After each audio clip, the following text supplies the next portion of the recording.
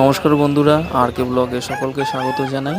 আজকে তোমাদের নদিয়া জেলার মদনপুরের যে বিরোহী হাট আছে সেইখানের কিছু পশু পাখি এবং হাঁস মুরগি, ছাগল এবং গরুর কিছু ভিডিও দেখাবো, যেখানে প্রতি বৃহস্পতিবার করে এই হাটটি বসে।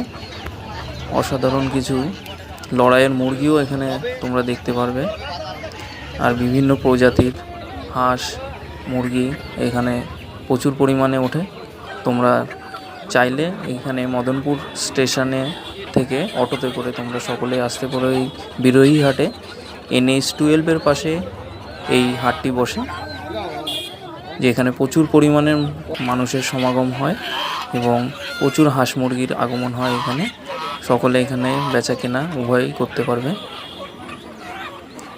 দেখুন রাজহাঁসগুলো কি সুন্দর, খুবই ভালো।